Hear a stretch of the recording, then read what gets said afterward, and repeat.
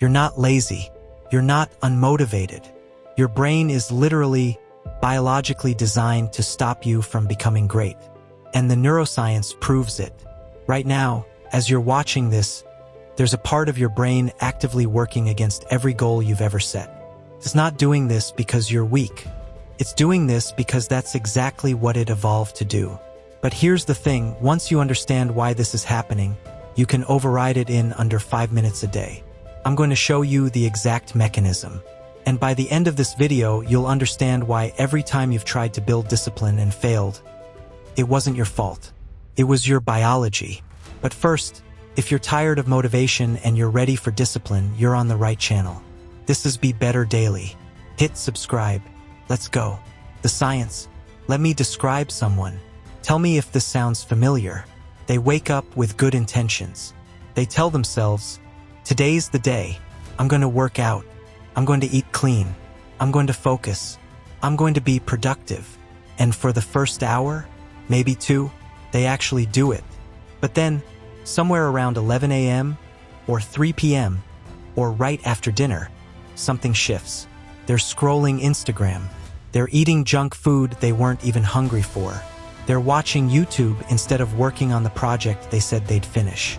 And at the end of the day, they look back and think, why can't I just stick with it? What's wrong with me? Nothing is wrong with you. Your brain is doing exactly what it was built to do. Let me explain. Your brain has 3 systems that are actively working against your discipline. Not sometimes, always, and they're all backed by evolution.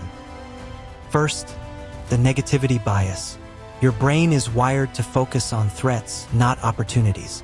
10,000 years ago, the humans who survived weren't the optimistic ones who thought, I bet that rustling in the bushes is just the wind.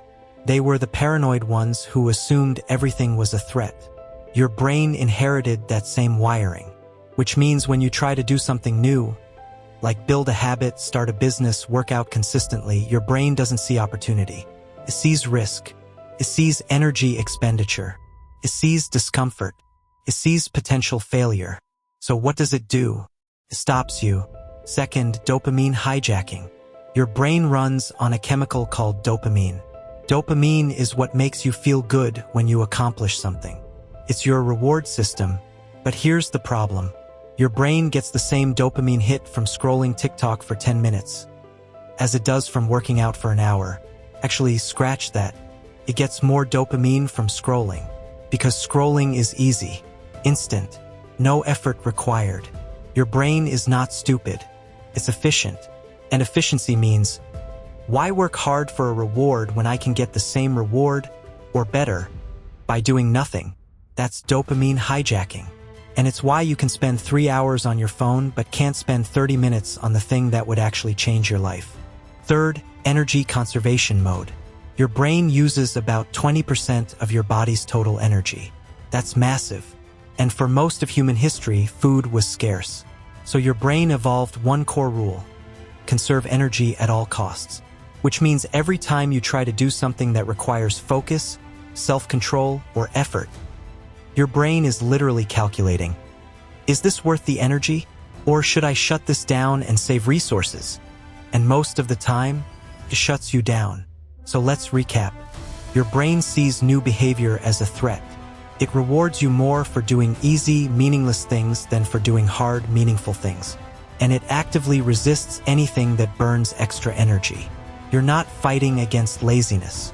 You're fighting against millions of years of evolution. And that's why willpower doesn't work. The evidence. Now, I know what you're thinking. Okay, cool theory, but is there actual science behind this?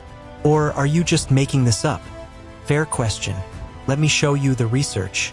In 1998, psychologist Roy Baumeister ran one of the most famous experiments in psychology. He brought college students into a room. On the table, freshly baked chocolate chip cookies and a bowl of radishes. Half the students were told, eat the cookies. The other half were told, eat the radishes. Don't touch the cookies. Then, both groups were given an impossible puzzle to solve. The researchers timed how long they'd try before giving up. Guess what happened? The students who ate the cookies They worked on the puzzle for 19 minutes before quitting. The students who had to resist the cookies and eat radishes instead, they quit after 8 minutes. Same people, same puzzle. The only difference? One group had to use self-control, and that drained them. Baumeister called this ego depletion. The idea that self-control draws from a limited mental resource that can be exhausted. Now here's why this matters to you. Every decision you make, every temptation you resist, every time you force yourself to do something you don't want to do, you're burning that same resource. Which means by the time you get to the end of your day, you're running on empty, and that's why you cave. That's why you scroll. That's why you eat the junk food. That's why you skip the workout. Not because you're weak, because your brain is out of fuel. Now, I need to be honest with you about something. The ego depletion theory has been heavily debated. Some replication studies have failed to confirm it. But here's what we do know for certain. When you engage in sustained mental effort over many hours, not just minutes, your capacity to exert further effort does diminish. Fatigue is real. Mental exhaustion is real. The exact mechanism, scientists are still figuring it out. But the experience, you know it. I know it. We've all lived it. Let me give you one more piece of evidence. Nobel Prize winner Daniel Kahneman, one of the smartest people to ever study human decision-making, discovered something critical. He found that your brain operates in 2 modes, System 1 and System 2. System 1 is fast, automatic, effortless. It's the part of your brain that lets you walk, talk, recognize faces, and scroll your phone without thinking. System 2 is slow, deliberate, effortful. It's the part that does math, solves problems, and makes hard decisions. Here's the problem. System 2 is lazy. It doesn't like to work. So whenever possible, it lets System 1 take over. Which means most of your life, most of your decisions, are being run by the fast, automatic, effortless system. The system that chooses comfort over growth, chooses distraction over focus, chooses easy over hard, every single time. And that's why discipline feels so hard. Because discipline is System 2. And System 2 doesn't want to be in charge. The turning point, okay, so at this point you might be thinking, great, so my brain is biologically programmed to keep me mediocre. Thanks for the depressing science lesson. What am I supposed to do with this? Here's the good news. The fact that you now know this, that changes everything. Because once you understand the mechanism, you stop blaming yourself. And you start working with your biology instead of fighting against it. Let me explain. Most people try to build discipline by relying on willpower. They wake up and say, today I'm going to be strong. I'm going to resist temptation. I'm going to push through. And that works for about 3 days. Then they collapse. And they think, I failed. I'm not cut out for this. But you didn't fail because you're weak. You failed because you were using the wrong strategy. Willpower is System 2. And System 2 gets tired. So if your entire strategy is just be strong, you're going to lose. Every time. The solution is not to fight your brain. The solution is to reprogram it. And you do that by building systems that make discipline automatic. Here's what that means. Right now, scrolling your phone is System 1. It's automatic. You don't think about it. You just do it. Your goal is to make discipline the same way. You want working out to be System 1. You want focusing on deep work to be System 1. You want healthy eating to be System 1. And the way you do that, through repetition and environment design, not through motivation, not through willpower, through systems. Think about it like this. When you first learned to drive a car, it was hard. You had to think about every move, check your mirrors, signal, brake, accelerate.